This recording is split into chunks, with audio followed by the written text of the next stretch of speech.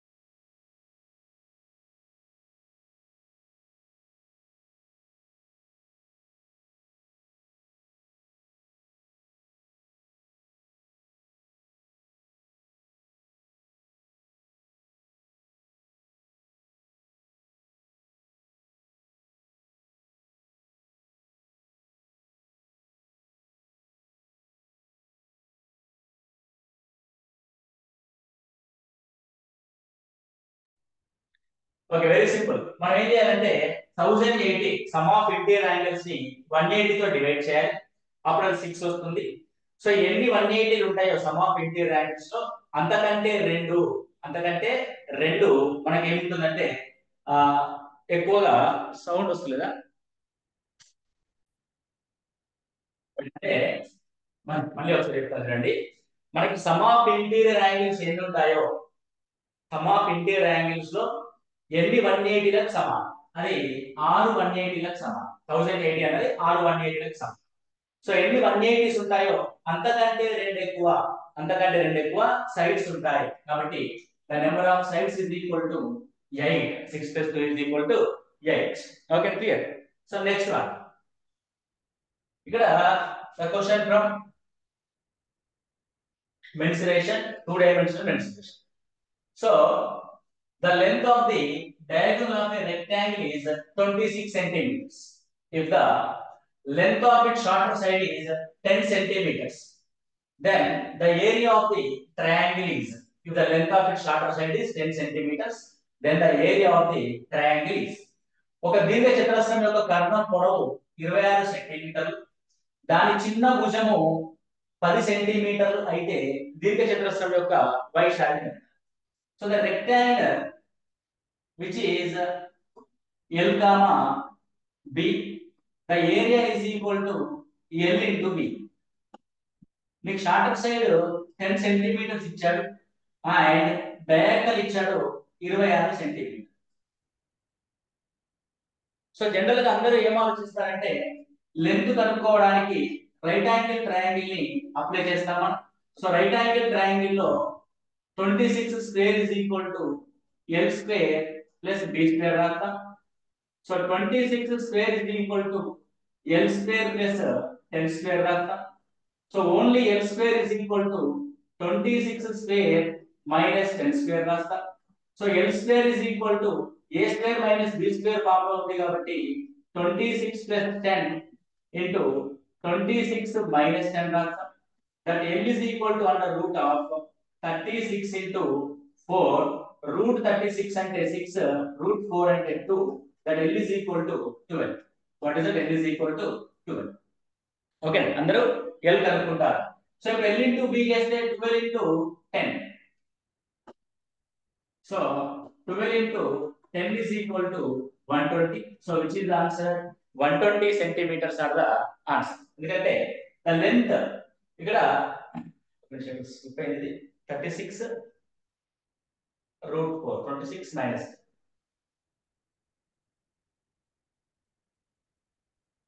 L square plus B square 26 square minus 10 square 26 plus 10 36 26 minus 10 36 root of 36 6 root of 4 2. The side will be 12. 12 square 144.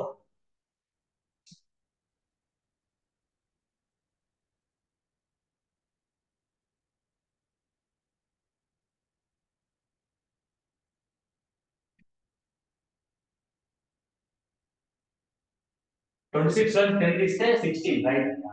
That's a mistake. Right. So very simple. So it is 36 into 26 and 10 both 16. Root 36 అంటే 6. Root 16 అంటే 4 or 24. So what is the value? It is 24. The length is 24. Our 24 tens are 240. 24 tens are 240. Okay ఇలా మనం ఎల్లు అనుకొని in general గా చేస్తాం. అది simple గా వచ్చేస్తుంది. అయితే ఇక్కడ ఒక విషయాన్ని మీరు అబ్జర్వ్ చేయాల్సింది ఏంటి అంటే ఇది ఒక right angle triangle. Right angle triangle లో డయాగ్నల్ అనేది హైపోటెన్స్ అవుతుంది. సో 26 సెంటీమీటర్స్ గా ఒక వాల్యూ ఉంది, 10 సెంటీమీటర్స్ గా షార్టర్ సైడ్ ఉంది. మధ్యలో మనకి ఎల్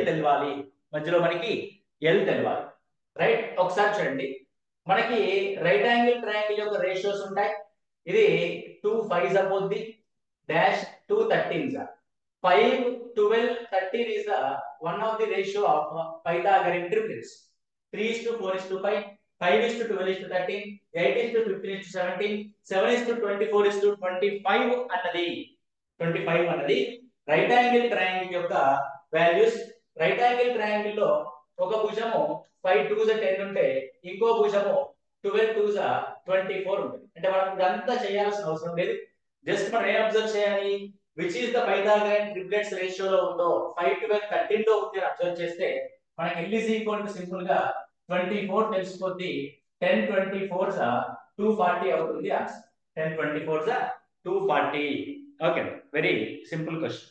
అంటే ఇలా మనం క్యాలిక్యులేషన్ వచ్చు మనకి, కానీ చేయాల్సిన అవసరం లేదు. So when we remember the Pythagorean triplets ratio, it's easy to find the L. That is L is equal to 24, which are the ratio in the 5 12 13. Okay, simple question. Next one. ఒక trapezium యొక్క సమాంతర భుజాల పొడవులు 7:5 మరియు వాటి మధ్య దూరము 14 centimetre. Trapezium యొక్క వైశాల్యము 252 centimetre square అయితే దాని సమాంతర భుజాల పొడవులు ఎంత? The lengths of parallel sides of a trapezium are in the ratio 7:5 and the distance between them is 14 centimeters. If the area of the trapezium is 252 centimeters square, then the length of its parallel sides are. Okay, మనకి trapezium యొక్క area ఏమవుతుంది చెప్పండి. Trapezium యొక్క area this is trapezium. Two parallel sides ఉంటాయి. Parallel sides మధ్యలో perpendicular distance ఉంటుంది.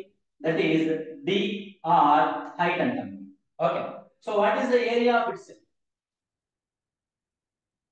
Area of trapezium is equal to ఎంత?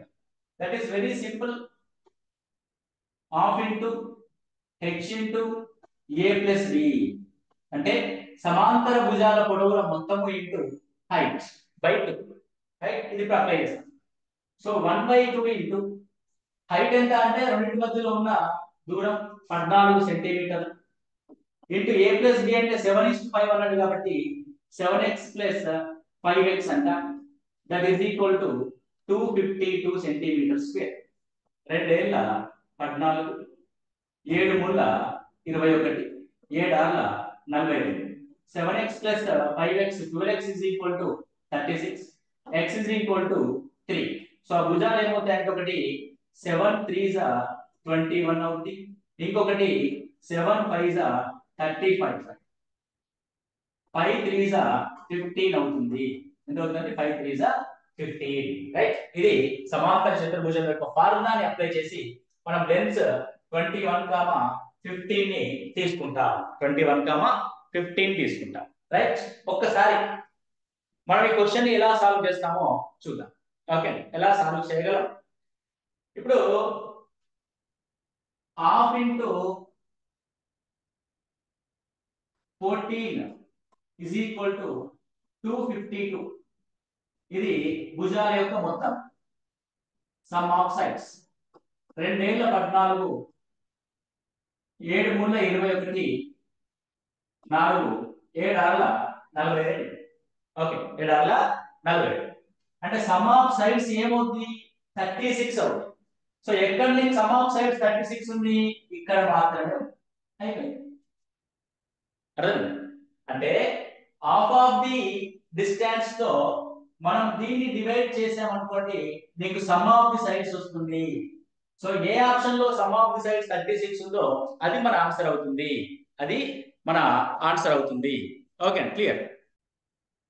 Next one. The area of a circle inscribed in a square of area 784 centimeter square. 784 చదరపు సెంటీమీటర్ల వైశాల్యం చతురస్రంలో అంతర్లిఖిత వృత్తం యొక్క వైశాల్యం అంటే ఏమంటాడు? ఇక్కడ మనకి ఒక చతురస్రం ఉంది. ఆ చతురస్రం లోపల ఒక సర్కిల్ ఉంది. నీకు ఈ స్క్వేర్ ఆఫ్ ఏరియా తెలుసు. That is a square is equal to 784. A square is equal to 784. So what is the A value? Then what about A value? A value ఏమవుతుంది? రూట్ 784 అంటే ఎంత?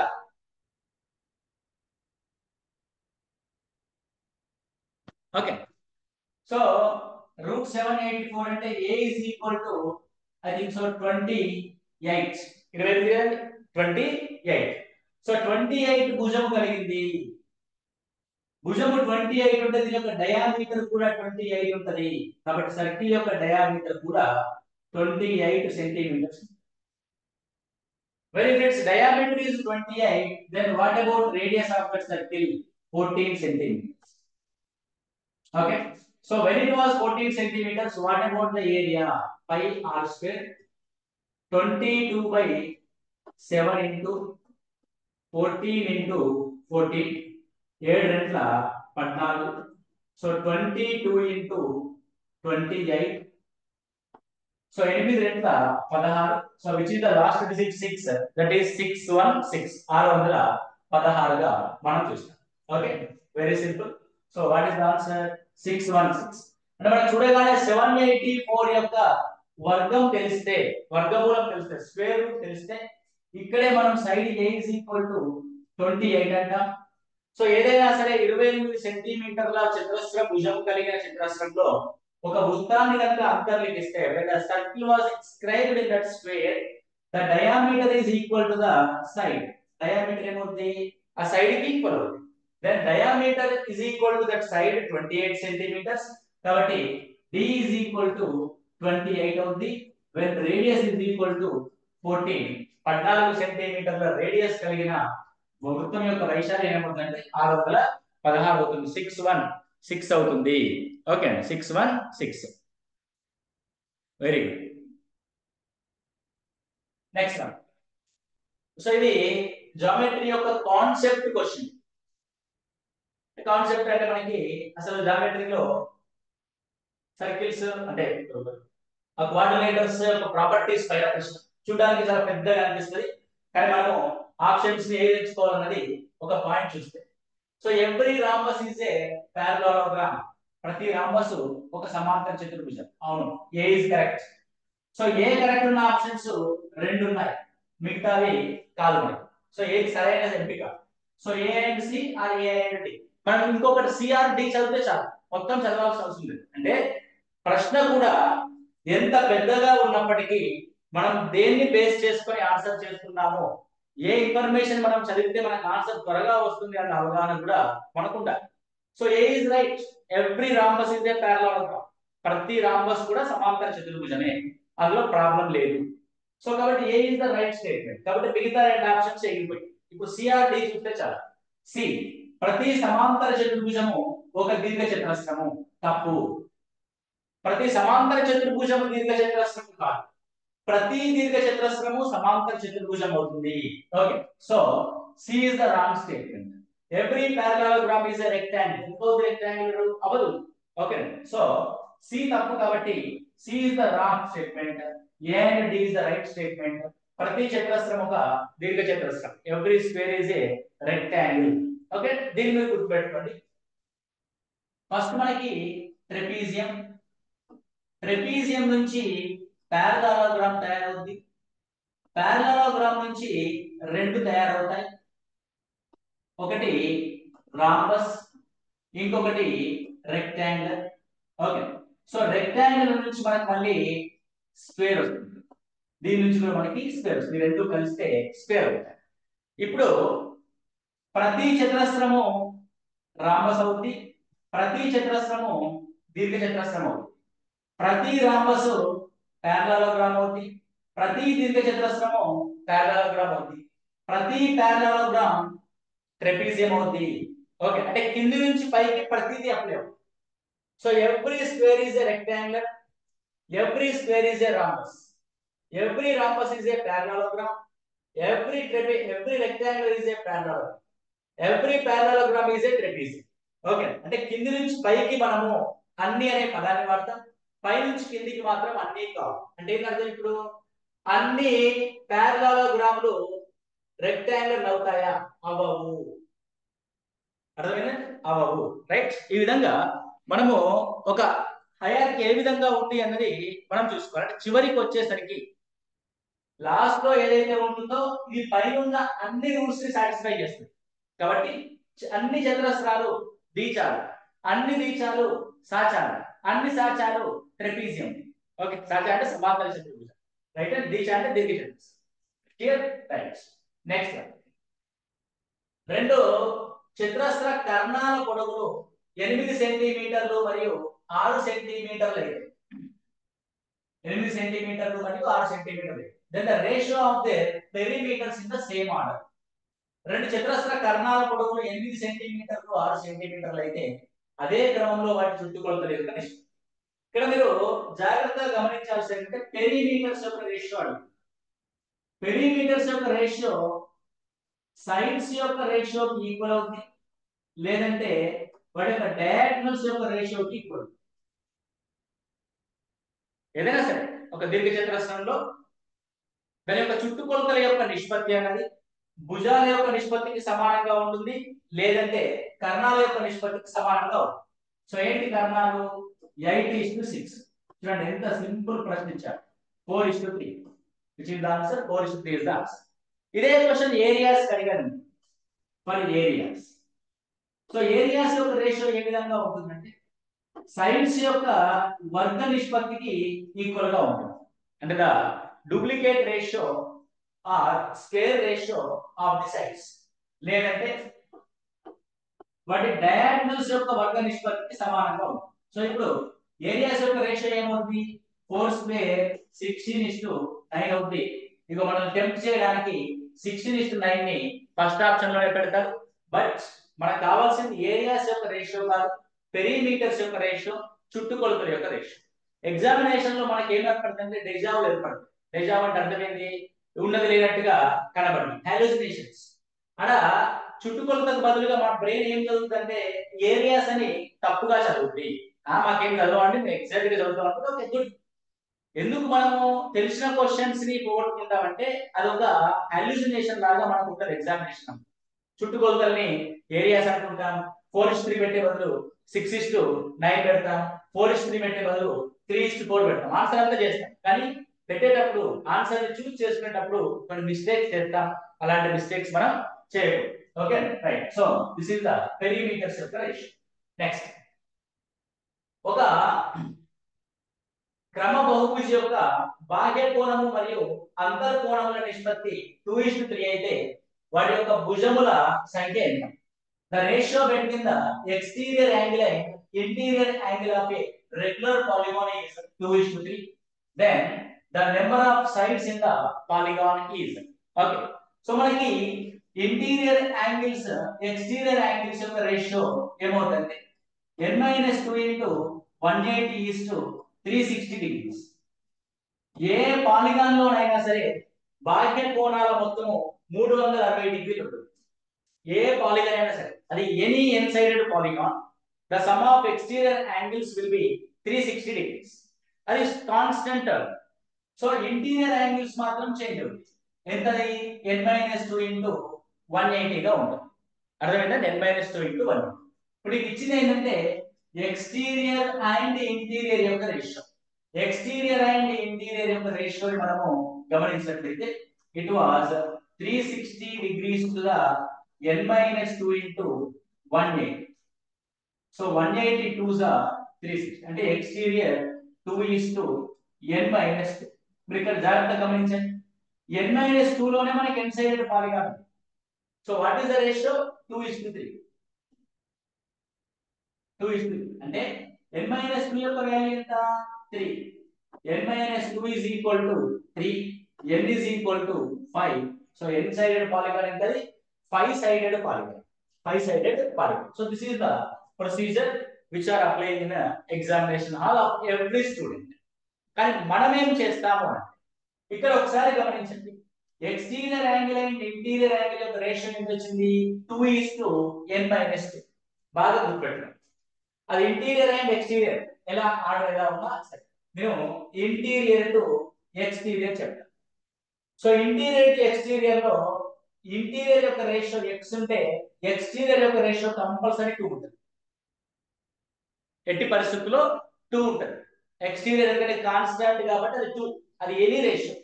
అలా ఉన్నప్పుడు సమ్ ఆఫ్ సైడ్స్ ఏమవుతుందంటే ఈ x + 2 అవుతుంది. ఇప్పుడు ఎక్స్టీరియర్ యొక్క రేషియో 2 ఉంది, ఇంటీరియర్ యొక్క రేషియో 3 ఉంది కాబట్టి 2 + 3 5 అవుతుంది. చూడగానే ఆన్సర్. కొన్ని సందర్భాల్లో in some cases interior to exterior ratio ఏ విధంగా ఉంటది అంటే x:1 గా ఉంటుంది. అంటే రెండు కేసెస్ ఉంటాయి. ఎక్స్టీరియర్ యొక్క రేషియో పార్ట్ 2 ఉండడం, ఎక్స్టీరియర్ యొక్క రేషియో పార్ట్ 1. 2 కేసెస్. సరే, మరి ఎక్స్టీరియర్ పార్ట్ 2 ఉన్నప్పుడు నువ్వు x + 2 తీసుకున్నావు కదా, మరి ఎక్స్టీరియర్ పార్ట్ 1 ఉన్నప్పుడు ఏం చేయాలి అని అంటే దాన్ని డబుల్ చేయాలి. 2 times of x + 1, that is n sided polygon యొక్క n నెంబర్. అంటే మనం ఇలాంటి టెక్నిక్స్, ఇలాంటి కాన్సెప్ట్ ని మనం నేర్చుకోవాలి అనుకోండి, ఎగ్జామినేషన్ లో ఇలాంటి క్వశ్చన్స్ ని సెకండ్స్ లో ఆన్సర్ చేస్తాం. 2:3. So 2 + 3 5 is the answer. Next question కి వెళ్ళిపోతాం. అంటే కొన్ని క్వశ్చన్స్ సెకండ్స్ లోనే సాల్వ్ అవుతాయి, 5 సెకండ్స్ లోనే సాల్వ్ అయిపోతుంది క్వశ్చన్. కొన్ని క్వశ్చన్స్ మాత్రం ఒక 1 minute టైం తీసుకుంటాం. అంటే ఏ క్వశ్చన్ కి మనం టైం స్పెండ్ చేయాలి, ఏ క్వశ్చన్ కి మనం టైం స్పెండ్ చేయకూడదు అనే విషయం కూడా మనకు అవగాహనలో ఉండాలి. ఓకే, ఉండాలి అని అంటే ఇక్కడ మనం అప్పుడప్పుడు క్వశ్చన్ పేపర్స్ డిస్కస్ చేస్తే మనకు అర్థం అవుతుంది. లేదంటే నువ్వేం చేస్తావు, ఇదే ఫాలో అవుతావు, ఇది ఫాలో అయితే నీకు 1 నిమిషం టైం పడుతుంది.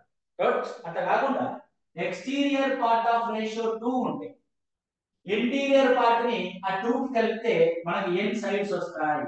కాబట్టి ఇక్కడ 3:2 ఉంది కాబట్టి 3 + 2 = 5. ఓకే, కాబట్టి ఎక్స్టీరియర్ పార్ట్ ఆఫ్ రేషియో ఎప్పుడు ఎంత ఉండాలి? 2 ఉండాలి. Okay, so that is equal to 5. Right, and 5. Next one,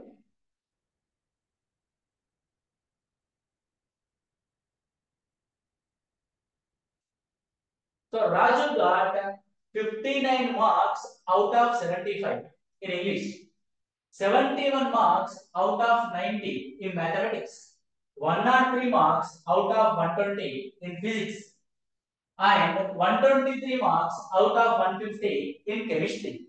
In which subject did he perform better? రాజుకి ఆంగ్లంలో 75కి 59 మార్కులు వచ్చాయి, గణితంలో 90కి 71 మార్కులు వచ్చాయి, భౌతిక శాస్త్రంలో 120కి 103 మార్కులు వచ్చాయి, రసాయన శాస్త్రంలో 150కి 123 మార్కులు వచ్చాయి.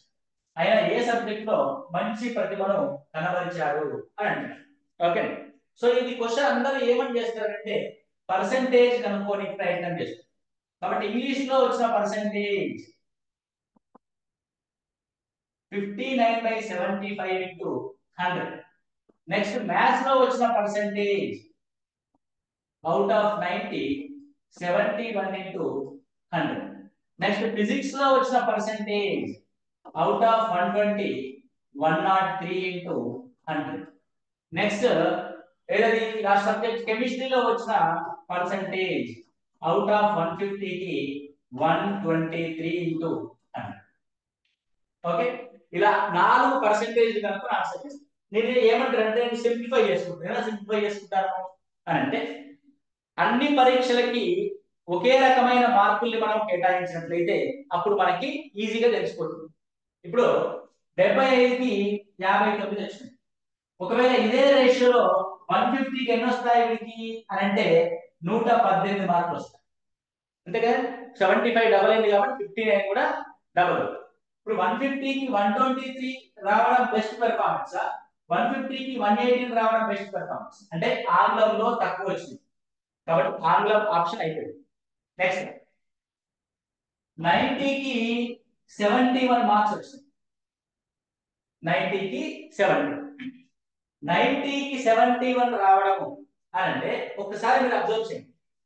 90కి ఇంకో 60 కలిగితే 150 అవుతుంది కదండి, 90కి ఇంకో 60 కలిగితే అంటే మనకు వచ్చిన మార్కుల్లో 3 పార్ట్స్ ఆఫ్ మార్క్ ఇదైతే ఇంకొక 2 పార్ట్స్ ఆఫ్ మార్క్స్ కలుపు. కాబట్టి 71 అనేది 3 పార్ట్స్ ఆఫ్ మార్క్స్ అయితే ఇంకో 2 పార్ట్స్ ఆఫ్ మార్క్స్ మనకి కలుపు. 3 2 6 అంటే 142/3, 3 4 12, 2 3 7 అంటే ఇంకో 47 వస్తాయి. ఓకే, 8 118. సో వీళ్ళకి కూడా 118 వచ్చినాయి కాబట్టి ఇదేంటి మ్యాథ్స్ కూడా అవుట్ ఆఫ్ ది బాక్స్ అంటే 150కి ఈక్వల్ చేస్తున్నాను. అర్థమైంది, 150కి ఈక్వల్ చేస్తాను. నెక్స్ట్ భౌతిక శాస్త్రంలో 120కి 103 వచ్చినాయి, ఇక్కడ 150కి 123 వచ్చింది. ఒకసారి మీరు జాగ్రత్తగా గమనించండి. 103 ఎంతకి 120కి 103. మీకు ఇంకెంత రావాలి 150కి రావాలి. అంటే 150 కంటే ఇంకొక 30 మార్క్స్ ఎగ్జామ్ పెట్టామనుకోండి తెలిసిపోతుంది. 30 మార్క్స్ అంటే ఎంత, ఇందులో 1/4 120లో 4th పార్ట్. 30 మార్క్స్ అనేది 120లో 4th పార్ట్ కాబట్టి నీకు ఇందులో ఇంకొక 4th పార్ట్ ఆఫ్ మార్క్స్ వస్తాయి. 4 2 8 2 మిగులుద్ది, 4 6 24 మార్కులు వస్తాయి. అంటే ఇంకొక 26 వస్తుంది. అంటే 129 మార్క్స్ ఎక్కడ భౌతిక శాస్త్రం. ఇక్కడ 150కి 129 వస్తాయి, ఇక్కడ 150కి 123 వస్తాయి. So which is the best performance? The best performance in భౌతిక శాస్త్రం, నాట్ ఇన్ కెమిస్ట్రీ. ఓకే, అంటే 120కి 103. సో ఇంకో 30 మార్క్స్ ఎగ్జామ్ పెట్టి చూస్తాము. 30 మార్క్స్ అంటే 120లో 4th part.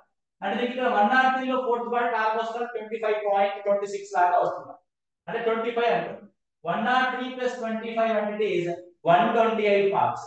When we compare to chemistry, physics లోనే ఎక్కువ మార్కులు వస్తున్నాయి కాబట్టి ఆన్సర్ ఏంటి అంటే physics is the right answer. Okay, నువ్వు ఒకవేళ పర్సెంటేజ్ కనుక్కొని చూసినా సరిపోతుంది, లేదా ఎలిమినేట్ చేసుకుంటూ పోయినా కూడా సరిపోతుంది. అంటే మనకు అవగాహన మీకు 60 మార్కులు ఎగ్జామ్ పెట్టాలి అన్న విషయం మనకి తెలిసి ఉండాలి. Okay, clear. Next one, the ratio which is 3a is equal to 4b is equal to 6c అయితే a is to b is to c అంట. ఓకే, రేషియోస్ ఏవైనా మూడు రాశుల మధ్య ఈక్వాలిటీ ఇచ్చి రేషియో కనుక్కోమంటే, ఏవైనా మూడు రాశుల మధ్య ఈక్వాలిటీ ఇచ్చి రేషియో కనుక్కోమండి. ఈక్వాలిటీ ఇచ్చాను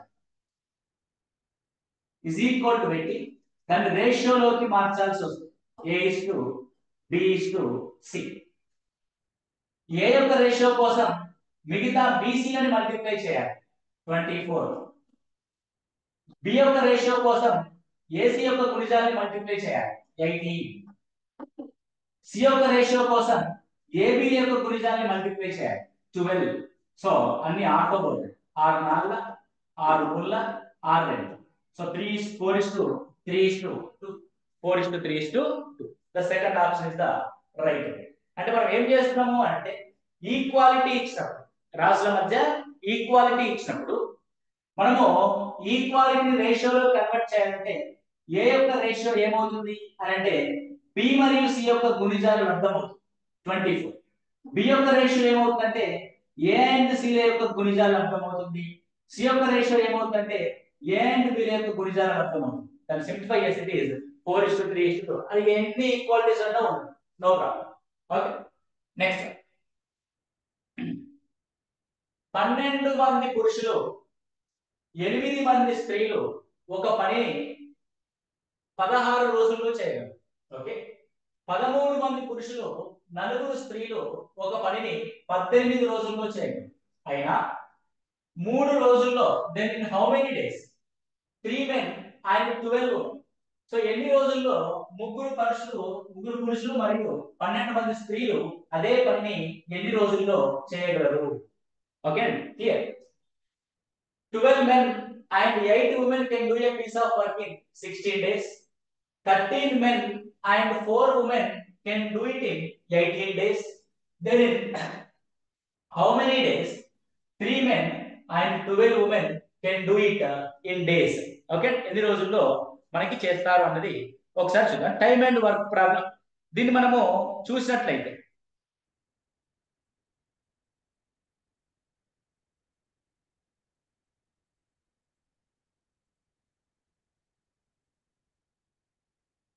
నాట్ ఆడబుల్, వినబడలేదా?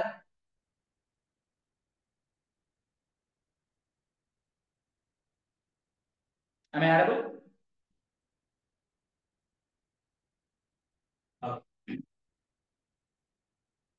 ఇది లీనియర్ ఈక్వేషన్స్ ఇన్ 2 వేరియబుల్స్ అని మన చాప్టర్ ఉంటది 10th క్లాస్ లో. దాని యొక్క అప్లికేషన్ క్వశ్చన్, లేదంటే మనం అర్థమెటిక్ అనుకోవచ్చు. Okay right. ఇప్పుడు చూడండి 12 men ప్లస్ 8 women ఒక పని ఎన్ని రోజులు చేస్తారు? 16 days లో చేస్తారు. Next one 13 men plus 4 women can do it in 18 days. 18 రోజుల్లో చేస్తారు. మనకు కావాల్సింది ఎవరు అని అంటే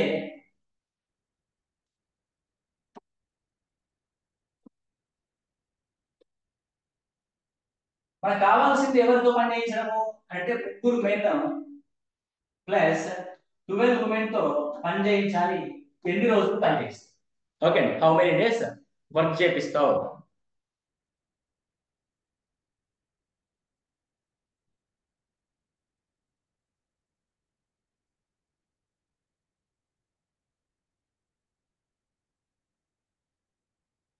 ఓకే రైట్. సో ఒకసారి ఇక్కడ చూడండి. సో ఈ క్వశ్చన్ ఎలా సాల్వ్ చేస్తాం మనము అని అంటే ఫస్ట్ థింగ్ పురుషుల్ని స్త్రీలని కంపేర్ చేయడం ద్వారా మనం సాల్వ్ చేస్తాం. క్వశ్చన్ లో అర్థం చేసుకోవాల్సింది ఏంటంటే 16 రోజుల పాటు 12 మంది పురుషులు వచ్చారు, 8 మంది స్త్రీలు వచ్చారు. అంటే అర్థం ఏంటి? డే 1 12 men వచ్చారు, డే 2 12 men అంటే 12 + 12 క్యుములేటివ్లీ 24, డే 3 12 అంటే 36, డే 4 12 అంటే 48. అంటే అర్థం 12 men into 16 days అంటే ఎంత మంది పురుషులు వాళ్ళు? క్యుములేటివ్ లెక్కిస్తే 12 into 16 men 12 పదుల 120, 12 ఆర్ల 72, 192 men. First case. నెక్స్ట్ స్త్రీలు 8 into 16 women 1880 648 128 women. Okay 128 women. ఇది మొదటి కేసు. రెండవ కేసులో ఏముంది? 13 into 80 13 ఇంటూ 8. సో 13 ఇంటూ 8 అంటే 8 మూల 24. Okay, 13 8 21 2 23 234 men. And after that 4 into 18 18 36 72 మంది ఉమెన్. ఓకే, 72 మంది ఉమెన్. రైట్, ఇప్పుడు ఒకసారి చూడండి, అబ్జర్వ్ చేయండి, జాగ్రత్తగా అబ్జర్వ్ చేయండి. ఫస్ట్ కేస్ లో 192 మంది మెన్ పనిచేస్తే సెకండ్ కేస్ లో 234 మంది మెన్ పనిచేశారు. అంటే ఎంత ఎక్కువ మంది పనిచేశారు? 34 ప్లస్ 8 42 మెన్ ఎక్కువ వచ్చారు రెండో సందర్భం. ఎందుకు వచ్చారు అంటే స్త్రీల సంఖ్య తగ్గింది కాబట్టి 128 ఉమెన్ బదులు ఇక్కడ 72 ఉమెన్ మాత్రమే వచ్చారు కాబట్టి. సో 28 ప్లస్ 28 56 ఉమెన్ తగ్గడం వల్ల 56 ఉమెన్ తగ్గడం వల్ల అంటే 42 మంది పురుషులు పెరిగారు 56 ఉమెన్ కోసం. వాళ్ళిద్దరి యొక్క వర్క్ అంటే 7 ఆర్ల 42 7 8ల 50 అంటే 6 మెన్ కోసం మనము 8 మంది స్త్రీలను తీసుకోవచ్చు. 6 మెన్ కోసం ఎంత మంది తీసుకోవచ్చు? 8 మందిని తీసుకోవచ్చు. లేదంటే 3 మెన్ కోసం 4 స్త్రీలను తీసుకోవచ్చు. అంటే 4 ఉమెన్ కి 3 పురుషులు సమానం అవుతున్నారు. ఓకే, 4 ఉమెన్ కి 3 పురుషులు. ఇలా దేన్నో ఒకదాన్ని స్త్రీలోకి మార్చేద్దాం అండ్ పురుషుల్లోకైనా మార్చేద్దాం. ఇప్పుడు ఇక్కడ 3 మెన్ అన్నారు కదా, 3 మెన్ కోసం మనము ఎవరిని తీసుకోవచ్చు? 4 ఉమెన్ తీసుకోవచ్చు. కాబట్టి 3 men plus 12 women. Men plus లో ఉమెన్ తీసుకుంటే 4 ఉమెన్ ప్లస్ 12 ఉమెన్ యొక్క వర్క్ అంటే 16 ఉమెన్ వర్క్ చేయాల్సి ఉంటుంది మనకు కావాల్సింది. సో దేన్నో ఒకదాన్ని ప్రతి దాన్ని స్త్రీలోకి మార్చాలి. స్త్రీలోకి మార్చాలంటే 12 మెన్ ని మనం ఉమెన్స్ తో రీప్లేస్ చేయాలి. సో ముగ్గురికి 4 కావాలి, ముగ్గురికి 4 స్త్రీలు కావాలి. మరి 12 మందికి ఫర్ 12 మెంబర్స్ అంటే 4 తో మల్టిప్లై చేస్తే 16 ఉమెన్ అవుతారు. ఇక్కడ ఎంతమంది ఉమెన్ అవుతారు? 16. 16 ప్లస్ 8 20 ఉమెన్. మనకేం తెలుసు అంటే 20 ఉమెన్ 16 రోజుల పాటు చేసే పనిని 16 ఉమెన్ ఎన్ని రోజుల పాటు చేస్తారు? 16 క్యాన్సర్ 20 రోజుల పాటు చేస్తారు. For how many days they are working? For 20 days. 20 రోజుల పాటు పనిని చేయగలరు. Okay, very simple thing, right? అంటే కొంచెము క్యాలిక్యులేషన్ పార్ట్ ఉంటుంది ఇక్కడ. సో చెప్పాను కదా, అంటే కొన్ని క్వశ్చన్స్ కి మనము కంపల్సరీ టైం స్పెండ్ చేయాల్సి వస్తుంది. అలాంటి ఒక ప్రశ్న ఇది, అంతకుమించి ఏమీ లేదు. సో ఇంకొంచెం మనం సింప్లిఫై చేయడానికి. సో ప్రశ్న చదువుతూ ఉండగానే మనం కంప్లీట్ ఉమెన్ ని మనము డిసైడ్ చేద్దాం, రైట్? ఇక్కడ చూడండి, డేస్ ని పురుషుల్ని మల్టిప్లై చేస్తాం. 12 16s 192 men. 8 16s 128 women. Okay, second case. 13 18s 234 men. మనకు అర్థమైపోయింది పురుషుల సంఖ్య పెరిగింది, రైట్? So 4 18s 72. నువ్వు కంపారిజన్ చేయాలి, ఎంతమంది పురుషులు పెరిగారు, ఎంతమంది స్త్రీలు తగ్గారు. 192 నుంచి 34 అంటే 42 మంది పురుషులు పెరిగారు. ఎవరి కోసం పెరిగారు? స్త్రీలు తగ్గారు కాబట్టి. 128 ఉమెన్ నుంచి 72 ఉమెన్ వచ్చారంటే 56 ఉమెన్ కి తగ్గిపోయారు. Okay, it's a very clear. మనము జాగ్రత్తగా క్యాన్సిల్ చేస్తే 14 ముళ్ళ 42, 14 నాళ్ళ 50. ఓకే, అంటే 3 మెన్ కి 4 ఉమెన్ కావాలి కాబట్టి ఉన్న దాంట్లో 3 మెన్ ని కాస్త 4 ఉమెన్ గా మార్చేస్తాం. 4 ఉమెన్ ప్లస్ 12 ఉమెన్ అంటే 16 మెంబర్స్ ఎన్ని రోజుల్లో చేస్తారు? 16 ఇంటూ డేస్. నెక్స్ట్ ఏదో ఒకదాన్ని కంప్లీట్ ఉమెన్ లోకి మార్చాం కాబట్టి మిగిలిన ఉమెన్ లోకి మార్చాం. సో 12 పురుషుల కంటే ముగ్గురికి 4 కావాలి. మరి 12 మెంబర్స్ కంటే ఎంతమంది కావాలి? 16 కావాలి. కాబట్టి ఇది 16 ఉమెన్ ప్లస్ 8 ఉమెన్ ఎన్ని రోజులు చేస్తారు? 16 డేస్ లో చేస్తారు. కాబట్టి ఒక నిమిషం, 16 అంటే ఇందాక 24 రాయాలి, not 24 days, not 20. Okay. So ఇక్కడ 16 ప్లస్ 8 అంటే 24 ఉమెన్. ఎంతమంది వచ్చారు మనకి ఇక్కడ? 16 ప్లస్ 8 అంటే 24 women. So now 24 women 16 days లో చేసే పనిని 16 ఉమెన్ ఎన్ని రోజుల్లో చేస్తారు? That days is equal to 24 days. So what is the answer? 24 is the answer. 24 is the answer. 8 మంది కదా ఇది? There are 8 na. First case లో 12 men 8 women. 12 men కి 16 women plus 8 women. 24 women 16 days చేసే పనిని 16 women ఎన్ని days లో చేస్తారు? ఓకే అండి, ఇంటర్చేంజ్ అయితే 24 is the answer.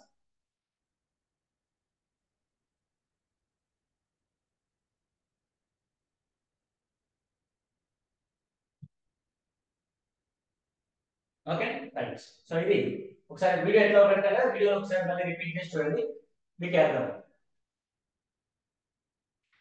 Next one, ఒక నిర్దిష్ట పనిని ఏ 25 రోజుల్లో చేస్తారు. అదే ఏ పనిని బి 20 రోజుల్లో చేయగలరు. పనిని ప్రారంభించిన 10 రోజుల తర్వాత బి చేర్చాలి. అయితే మొత్తం పని ఎన్ని రోజుల్లో పూర్తవుతుంది? A can do a certain job in 25 days, while B alone can do it in 20 days. A started the work and was joined by B after 10 days. In how many days was the whole work completed? Okay. So A చేసే పని ఎన్ని రోజులు? 25 రోజులు. ఇలాంటి problems కి ఒక method ఉంటుంది, ఆ మెథడ్ ని చెప్తాను. So B can complete in 20 days. Okay, ఇది రోజుల్లో ఉంది. అసలు 25 రోజుల్లో 20 రోజుల్లో నువ్వేం పని చేస్తావో మనం పని డిసైడ్ చేయాలి. ఆ పని ఏంటి అంటే దీని యొక్క ఎల్సిఎం అనేది పని అవుతుంది. ఎల్సిఎం. సో 25 20 యొక్క ఎల్సిఎం ఎంత అంటే 100 యూనిట్స్ ఆఫ్ వర్క్. ఎంత పని చేస్తాం మనం? 100 యూనిట్స్ ఆఫ్ వర్క్ చేస్తాం. అంటే ఒక 100 పుస్తకాలు రాస్తాం మనం. ఓకే, 100 అడుగుల గోతి తవ్వుతాం, ఏదో 100 అడుగులు తింటాం, రైట్ అలా. సో 25 రోజుల్లో 100 యూనిట్ల పని చేస్తుంటే డైలీ ఎన్ని యూనిట్ చేస్తున్నావు నువ్వు? 4 యూనిట్స్. డైలీ 4 యూనిట్ల చొప్పున ఏ వర్క్ కంప్లీట్ చేస్తాడు. వీడు డైలీ 5 యూనిట్లు చేస్తాడు, రైట్ అండి. ఇప్పుడు మనకు కంప్లీట్ అవ్వాల్సింది 100 యూనిట్ల పని. సో ఏ ఎన్ని రోజులు చేశాడు? 10 రోజులు చేశాడు. సో 10 రోజుల్లో ఏ రోజుకి 4 యూనిట్ల చొప్పున 40 యూనిట్ల పనిని పూర్తి చేశాడు. ఓకే, 10 days లో 40 యూనిట్స్ ఆఫ్ వర్క్ అయింది. 100లో 40 యూనిట్స్ అయిపోతే మిగిలిన పని ఎంత? 60. ఈ 60 పని ఎవరు చేయాలి? ఇద్దరు కలిసి చేయాలి. ఎందుకంటే 10 రోజుల తర్వాత ఎవరు వచ్చాడు? ఏకి బి చేరాడు. కాబట్టి ఏ అండ్ బి కలిసి రోజుకి 9 యూనిట్స్ చొప్పున ఎన్ని రోజులు వర్క్ చేస్తారు? ఓకే, 3 20 3 3 6 18 2 మిగిలింది 6 2/3 డేస్ పడుతుంది. 6 2/3 డేస్ అంటే 10 రోజుల తర్వాత వీడు వచ్చాడు కాబట్టి 6 days అండ్ 2/3 అంటే 16 2/3 డేస్ తర్వాత ఆ పని పూర్తవుతుంది. ఈ 10 ప్లస్ 6 2/3 16 2/3 డేస్. మొత్తం మనం పని యూనిట్లు ఎల్సిఎం తీసుకుంటాం. 25 రోజుల్లో 100 యూనిట్ల పని చేయాలంటే డైలీ ఏ చేసే పని? 4 యూనిట్లు. 100 యూనిట్ల పనిని 20 రోజుల్లో చేయాలంటే డైలీ బి చేసే పని 5 యూనిట్లు. It's 5 units. 10 రోజులు ఏ వర్క్ చేశాడు? సో ఏ పూర్తి చేసిన పని 40 యూనిట్లు. సో మిగిలిన పని ఈ 60 యూనిట్ల పని ఎవరు చేయాలి? ఏ అండ్ బి కలిసి ఎన్ని రోజుల్లో చేస్తారు? రోజు కింద ఎన్ని రోజులు? కాబట్టి 60 రోజులకి 9 యూనిట్స్ చొప్పున 4 + 5 9 యూనిట్స్ చొప్పున ఎన్ని రోజుల్లో చేస్తారు? The days is equal to 60/9. 3 ముళ్ళ 9 3 20 60 3 6 18 2 మిగిలింది. అంటే ఎక్స్ట్రా ఎన్ని రోజులు? 6 2/3 డేస్. 10 + 6 2/3 అంటే 16 2/3 డేస్ గా మనం రాస్తాం. Okay, simple. Time and work problems అన్ని కూడా ఎల్సిఎం మెథడ్ లోనే చేయాలి. అలా చేస్తేనే మనకు సింపుల్ అవుతుంది.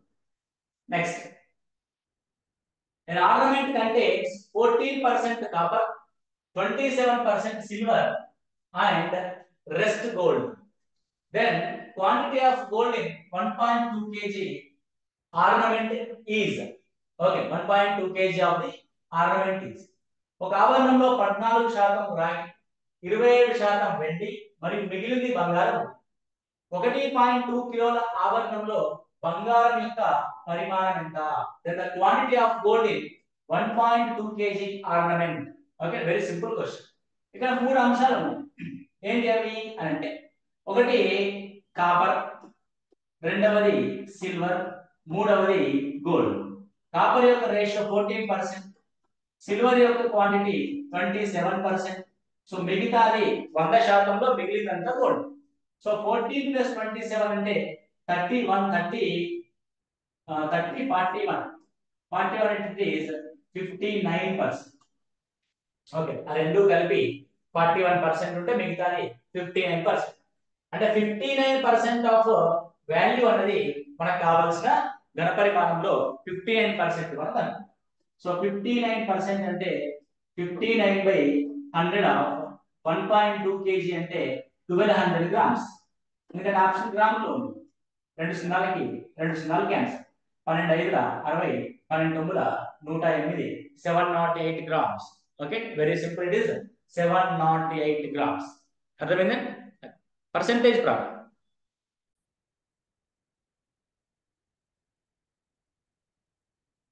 ఏమంటున్నాడు?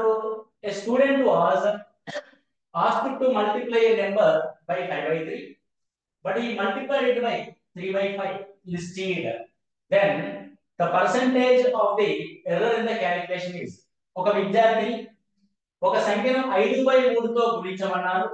అతను దానికి బదులుగా 3/5తో గుణించాడు. అయినా గణనలో దోష శాతం ఎంత? గణనలో దోష శాతం అంటే అర్థం ఏంటి అంటే, మనకు రావాల్సిన ఆన్సర్ కంటే ఎంత తక్కువ వచ్చింది అన్నాడు. సో ఇలాంటి క్వశ్చన్స్ మీరు జనరల్ గా 5/3 నుంచి 3/5 తీసేసి అట్లా రకరకాలుగా చేస్తారు. నేనేం చేస్తానంటే, ఒక నెంబర్ ని 5/3తో మల్టిప్లై చేయాలి, ఇది రైట్ ఆన్సర్. కానీ పాప పిల్లాడు 3/5తో మల్టిప్లై చేశాడు, ఇది రాంగ్ ఆన్సర్. జనరల్ గా అందరూ ఏం చేస్తారంటే 5/3 ఇంటూ ఎక్స్, 3/5 ఇంటూ ఎక్స్ అని సంథింగ్ రాస్తారు. నేనేం చేస్తానంటే, అసలు మల్టిప్లై చేయాల్సిన నెంబర్ ఎంతో ఆలోచిస్తాను. ఈ రెండు డినామినేటర్ల యొక్క ఎల్సిఎం తీసుకుంటా, అది మల్టిప్లై చేయాల్సిన నెంబర్. 15 ని మల్టిప్లై చేయండి, నాకు ఆన్సర్ ఏం రావాలి? యాక్చువల్గా 25 రావాలి. కానీ తప్పు మల్టిప్లై చేస్తే ఏమొచ్చింది? 9 వచ్చింది. అంటే అసలైన ఆన్సర్ 25. 25 కి 9 వచ్చిందంటే what is the error? 16 is the error. కాబట్టి 16. కాబట్టి ఇంటూ 100. 25 4 16 4 64% is the answer. 64% అన్నది ఆన్సర్ అవుతుంది. Okay 64% is the answer. Okay right. Okay right అండి. ఒక 10 minutes బ్రేక్ తీసుకోండి. We start at again 10:40 with same link తో జాయిన్ అవ్వండి. ఓకేనా? 11:45 సారీ 11:45కి మనం మళ్ళీ సేమ్ లింక్ తో జాయిన్ అవుతాం.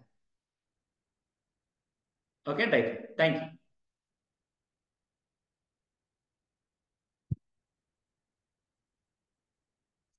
అన్ని అప్లోడ్ చేస్తామమ్మా, అన్ని అప్లోడ్ చేస్తాం. నేను దాచుకుంటాను అప్లోడ్ చేయకుండా.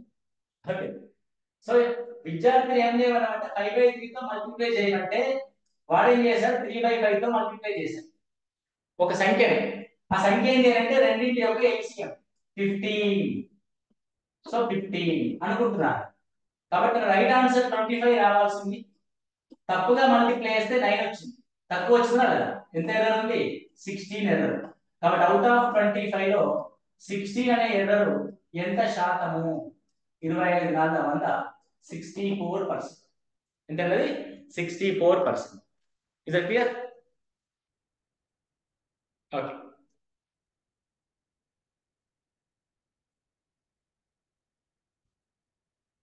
Hey, I start methodology.